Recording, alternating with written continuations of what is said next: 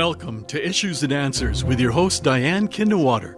Issues and Answers is presented as a public service to inform, educate, and better the lives of New Mexicans. And now, Issues and Answers with your host Diane Kinderwater.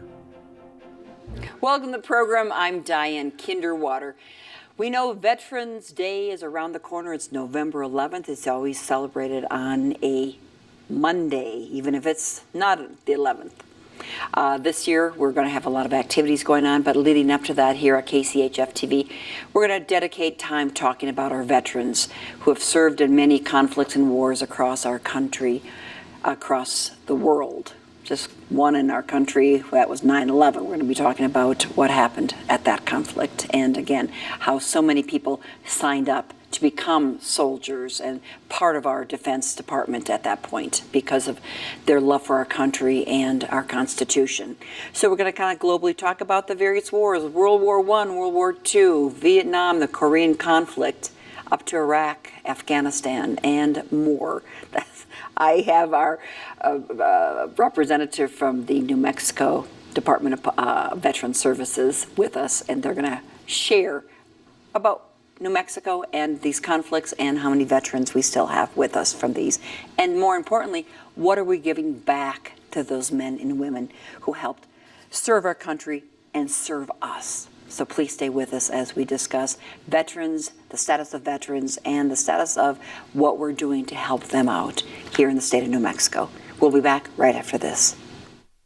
The National Education Association of New Mexico, a union of teachers and school staff, believes every child deserves to learn at a school that inspires their imagination, cultivates their curiosity, and ensures a fulfilling life. Public schools should provide all our students with small class sizes and one-on-one attention. NEA New Mexico asks you to join us so together we can end the teacher and staff shortage and invest in our public education system once and for all. Sponsored by NEA New Mexico.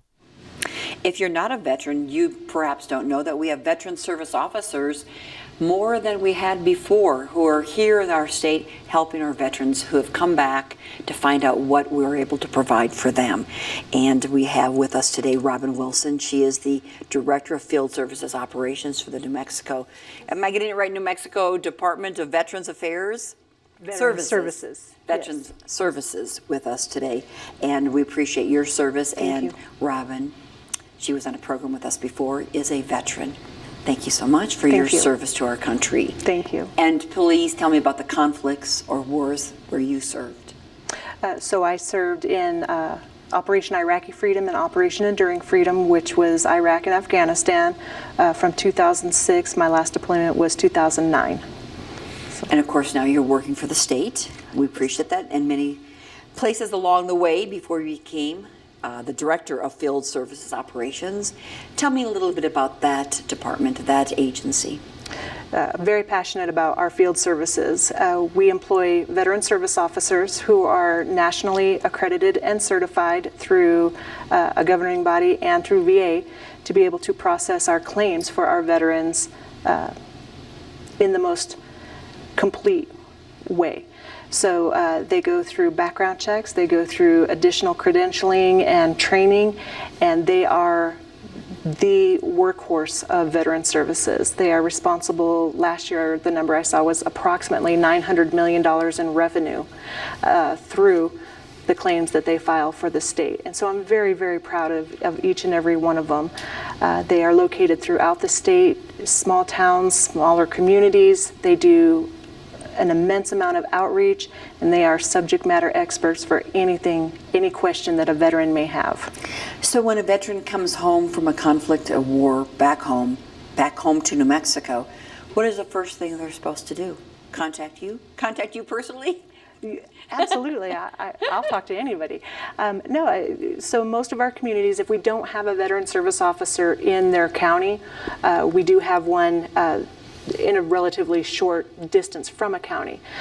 Go on our website, look at where we are located, and contact our VSOs. Our VSOs not only handle the federal service-connected disabilities claims, education, scholarships, but also our state benefit applications, so they can assist with tax exemptions, tax waivers, parks passes, anything that is related to a veteran benefit within the state of New Mexico or a federal claim, or even just a resource. I was talking to one of our VSOs last week when I was in Las Cruces, who was assisting a veteran who was just having a tough time get some cat food. And so if it is a community resource and you are a veteran in need, they have the ability to make those connections, which truly is amazing for me. And we have quite a few of them. Did we get a grant, or was there a change in this recently? So there was a little bit of a change recently. We don't have any grants for our veteran service officers, but we've had immense support through our cabinet secretary and our governor and our state legislature to improve what we are able to perform for our veterans. And we're going to talk more about what the Veteran Services Officers does. But before we get into that, as I said, Robin, at the beginning of the program, let's talk about our veterans, about the various conflicts, run them down chronologically from back to the turn of the last century, not this century, but we were around, not around at the turn, but we were around last century. Sure. Let's start with World War I. I imagine no veterans who served in that conflict. Yeah, it's if there is any World War I veterans, we haven't found them in New Mexico, and that's unfortunate because that was my grandparents' generation, and such great stories that came. Well, that was, I'm saying World War I. I bet it was World War II. No, my grandfather was. Oh, our parents would. Oh. Yeah, my grandparents. So no, I'm unfortunately I haven't been able to talk to a World War I veteran in quite some time. But in New Mexico, I've worked, with the Stories from the Honor Flight of Northern New Mexico, who is a nonprofit that works to take our World War II, Korean, and some of our Vietnam veterans now to Washington, D.C. to see Arlington and the memorials on that trip completely for free.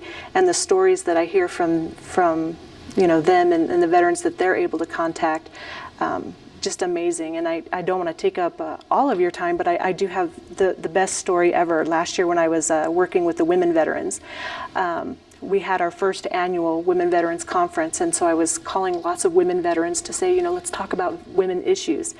And I was able to make contact with a Korean War and Vietnam War female veteran who was in the Navy, and her job was to as a hospital person, was to ferry injured soldiers back and forth, across the ocean to hospitals. And one of the founding members of the Women Veterans Memorial in Arlington, one of the keystone sponsors for that. And 93 years old, and I didn't get to meet her in person, because of COVID and everything. But just the stories that come out of the veterans here and the conflicts. I've talked to World War II and Korea, Vietnam. I've talked to a couple from Panama and Grenada, and it's so amazing that even though we're different ages, we're different genders, we're different services, it's the stories that unite us, and they're so interesting. But the number of course, World War II, fewer and fewer. Fewer and fewer. Even Korea and Vietnam. And part of them are perhaps dying even prematurely because of their service. Absolutely. Absolutely. I did have an opportunity to meet one of the very few code talkers that we have here in New Mexico, and his brother. And again, it's an honor that, And again, the code talkers, tell us a little bit of how they served in the Pacific. So that, our Native American, Navajo, and Apache code talkers that worked to create a code that was unbreakable by the Japanese that helped the United States win the war in the Pacific. Thank you. It's truly a service to meet any of them. How long ago was that? And again, I think there are fewer and fewer. I mean, obviously fewer and fewer. Just not even a handful now, I think, of code talkers are still living. Yeah. So I was able to meet him the first part of July and August. We do a lot of traveling. We were working with the VA and our cabinet secretary to really fight the closures of our community-based outpatient clinics throughout Gallup and Farmington and in tribal land. And that's where I was able to just have a real brief, hello and thank you. He was, I believe he was 94, 95 years old at the time. And so just to have that kind of energy to come out and say, I'm a veteran and this is what I did. It was amazing. A little starstruck. Robin, and maybe if our viewers are starstruck with you and your service. Thank you, Robin. Regarding the number of veterans, which conflicts are they from? The highest number now living in New Mexico. So I'm going to have to go 50-50 with our Vietnam and our post 9/11 veteran group. I mean, obviously just by time and attrition, our World War II, which was our largest veteran number for a long, long period of time, it's our baby boomer generation, you know, kind of been outshadowed by our Vietnam and our post 9/11. And those would be Iraqi freedom? Enduring freedom, yes. Enduring freedom, Desert Storm? Absolutely. And what about Afghanistan? So Afghanistan is actually Operation Enduring Freedom. Okay. And they usually, because they were happening simultaneously, you'll hear it as OEF, OIF, and that's Iraq and Afghanistan veterans. And then again, 50-50 between them and the Vietnam veterans that we still have living in the state. Absolutely. And you're hoping, and we as citizens who are grateful to them are hoping that they know about the veteran services officers. Oh, absolutely, absolutely. I think one of the barriers that we have as the State Department of Veteran Services is that some people think that we are the VA. And so really getting the message out to, you know, our veteran population here in the state that says, you know, while we do a lot of work with the VA, we are not the VA. We are different, and we have a different mission and a different goal. And your mission and goal are what? To take care of our veterans, because every day is Veterans Day. Not just, oh, that's cute. Yes. Oh, that's nice. Not just November 11th, which is right around the corner. Not just November 11th. It is, we are dedicated to making sure that our veterans are taken care of every day, not just one special day a year. That's nice. Give me some examples of what these veteran service officers do. I mean, a whole range of things and services that are offered. So, not just finding kitty food for the veteran who is worried about his cat. So they are veteran community experts. They know their communities, they understand the demographic, they understand the population, they know what resources are available in their town, in their county, or closely by. I can't sit in Albuquerque and know everything that happens in Hobbs. I just don't have that ability. But we have amazing VSOs in Hobbs, in Carlsbad, in Roswell, in Clovis, in Silver City, Las Cruces, Alamogordo, and they are the ones that are the frontline soldiers that know their communities and they know the needs of their veterans. Give me some examples of kind of unique things that they do that we wouldn't expect. We can understand helping get them to their doctor's appointments, helping them with food and shelter, finding that. Maybe some telephone service, things like that, transportation. But what are the things? Building ramps, you were telling me some. Yeah, we've gotten requests that where they've said, you know, hey, I'm now in a wheelchair, but I don't have a ramp. Do you know what organization might be able to help me build a ramp? We have to their homes, so they're able to come and go. Okay. To come and go. We've had VSOs who've gone out and volunteered to clean veteran widow yards because their weeds have become overgrown. And so if there is a need out there and we know about it, we will either find the service for it, or we will help, you know, in whatever volunteer capacity we can. So the weeds, the ramps, anything else that you've heard of that they do that are kind of unusual? So for me, one of my favorite things that they do is they just listen. So many times our veterans are isolated, not just because we're a rural state, but because that's their choice. Veterans are great at isolating, and sometimes they just need that human interaction. And so, you know, they'll call a VSO just to talk, and VSOs will be invited to the wedding of their children or to a family function because when they needed somebody in that moment of desperation, they reached out and we just listened. And so they become members, you know, kind of de facto of all veteran families. And because of the rural state, there are some challenges, and I understand next year the New Mexico Veteran Services will be doing more outreach to rural veterans. Tell me a little bit about what they need that's different than Albuquerque. So our rural veterans, they need quite a few things. They need internet access. It's very easy for us to say, you know, hey, contact us online, but if you don't have access to the internet, it's a problem. So cell phones and cellular service that's reliable transportation. So what we do and what our plan is to go into these more rural communities, places like Quemado, and set up shop per se and say, here we are. come to us. We understand you can't always come to the larger cities or the bigger towns, and so we're going to make a very concerted effort to get to these very small communities. And whether we're in a senior center or whether we're at the grocery store, we will come. Because the Vietnam vets, we know we're getting fewer and fewer, but there are quite a few again with Iraq and Iran and Afghanistan. Absolutely. And they're going to be around for decades to go, correct? Absolutely. So they're going to continue to need services. And you touched upon in our last program regarding transportation in the rural area to get to medical facilities. I think there's 13 or so. 15 counties. identified. And I know that our transportation program is planning to send out a save the date for everybody for their first annual kind of transportation conference that she's going to be holding, and that would be Diane Morning Brown. And her goal is to actually hear what the rural communities need so that we can come up with a program that works for the entire state and not just 15 of our most rural counties. Service, a lot of medical service is provided by the federal VA department. Here in the state, we don't provide really medical services. Correct. Department of Veteran Services, we don't provide any direct medical services. So what we do is mostly all referrals, and then we do have our Veterans Home, which is down in Truth or Consequences. Tell me a little bit about that. So super excited that our governor announced this year that we will be building a new, I believe it's a $60 million facility, and down in Truth or Consequences, and it's going to be beautiful. And it's not only is it the home for our veterans that need maybe some additional care, they're not quite able to live independently, but it's that ability to be able to bond and live with the people that you have very strong ties to.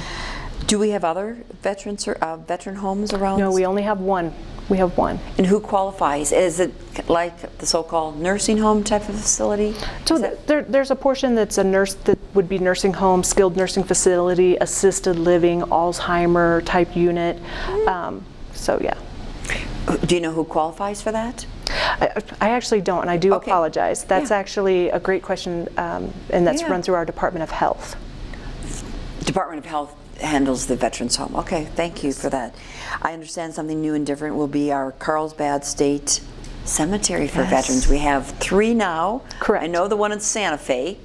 So we have one in Angel Fire, one in Gallup, and then we have our cemetery in Santa Fe, but we also have a beautiful smaller cemetery in Fort Stanton, and that's kind of in Capitan Ruidoso area, and then we'll have the Carlsbad Cemetery that will be opening. So are these national cemeteries then, or the one in Santa Fe is a national cemetery, but the other 4 will be state cemeteries that are run exactly the same way that the national cemeteries are. So a state veterans cemetery.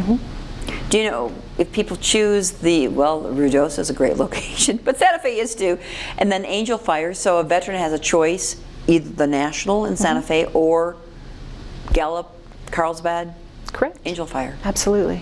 And so the hope is that our veterans can have their final resting place in their communities. So their loved ones who want to visit their gravesite can go instead of going up to the city different, traveling up from southern New Mexico, from Carlsbad all the way up to Santa Fe. So that is something that's different. That'll be in Carlsbad. Very good. What else would you like to share that people may not know about? Veterans perhaps do because they're involved, but the rest of us who haven't served. Oh gosh, you're putting me on the spot, Diane. It's so easy for me to know everything that the state has, and what I would ask is, if you have any questions, please contact myself here in Albuquerque or any one of our veteran service officers, because if we don't currently have a plan for a program or to address an issue, we would certainly love to be able to make one. So please let us know if there's any needs. Robin, do you think, again, these Iraqi freedom and the Afghanistan soldiers returning home, the men and women, what types of needs are there? Is it mainly, I'm thinking mental health needs, to have to go through what they've endured, all these different tours of duties, endless it seemed, especially in Afghanistan in recent years, back after back, they're backed at back. So as a layperson not in the service, I'm thinking they're probably needing mental health, or is it housing, or is it education? What are they needing? What service do they seek out most? I would say mental health and job skills. How do we equate what you did in the military to something you can do as a civilian? And so really looking at what a veteran did while they were active duty and able to use that into transferable skills is something that give them a chance. So what are you as the Director of Field Services Operation, what kind of services do you offer them in terms of equating what they did on behalf of their country to now into the private sector as skill? So sometimes it's just personal conversations. Hey, I did this while I was in the military. Have you thought about this as a civilian? But we also have programs, not only at Department of Workforce Connections and Workforce Solutions that have veteran programs, but we also have some great programs at places like Goodwill Industries who have a very specific veteran program that helps, kind of cross-correlate those skills, and then they let you know, hey, have you thought about this or that, in the civilian world. And so we do have quite a few programs. But there's a lot of training at workforce development. Absolutely. Specialty for veterans as Absolutely. well. And there's encouragement to businesses to start a business tax credit actually for hiring a veteran and maybe training them, and also a 5% procurement advantage to veteran-owned businesses. If they want to start a business, at least they get a little break when Absolutely. they bid for a government contract. Yeah, we do have our Veteran Business Outreach Center that's here in Albuquerque, and Rich Koffel, who's the director of that program, which is expanding, and they go out and they teach these amazing courses, these Boots to Business courses that really kind of give entrepreneurship skills to veterans, sometimes even while they're still in the service as they're transitioning out. So it's wonderful, wonderful program. But as you mentioned, a great need is the mental health component. What kind of services does our state offer for that? So we work hand in hand with VA to get them kind of reacquired back into VA system, but we also, for people who just don't want to utilize the VA at this moment, we have the vet centers here in the state, and the vet centers are kind of attached to VA, but they're not really part of VA, and they have great, wonderful programs for our veterans with post-traumatic stress. Even here in Albuquerque, Santa Fe, Las Cruces, they're all over the state, and they do amazing things for our veterans in terms of their mental health care. And again, their insurance would cover a lot of this coverage. Yes, so if you are, even if you're not service connected through VA, if you are eligible because of your deployment, you have a post-traumatic stress, you were documented in Iraq, Afghanistan, Vietnam, World War II, anywhere, you can utilize vet centers absolutely for free. And the vet centers, how are they related to the Veterans Affairs? So they are funded through Veteran Affairs, but they are a separate entity, and so they understand the rules. They understand, the veteran needs, but they're not the same as the VA, so they don't have to follow everything the VA. Where's the Veteran Center in Albuquerque? It's on Mountain. It's on Mountain. Okay. And going in there, give them a call. but going in, or call them, or going in, they're told about all the services the state offers and all the programs? Yeah, so they don't necessarily get briefed on everything we do because they focus on the mental health portion. So for us, they're our vital resource. There's a number of benefits that veterans receive. In-state tuition, they have Vietnam veteran scholarships, exemptions for excise tax on vehicle purchases, and now that's gone from 3% to 4%. That's a hefty. And of course, income tax now, going forward, will be tax exempt portions and steps for our veterans. Yes. Yes. We are so excited that we have finally been able to get that approved. It has been a long road, and like we talked about in the last segment, so many other states do that. It's great that New Mexico has joined that benefit as well.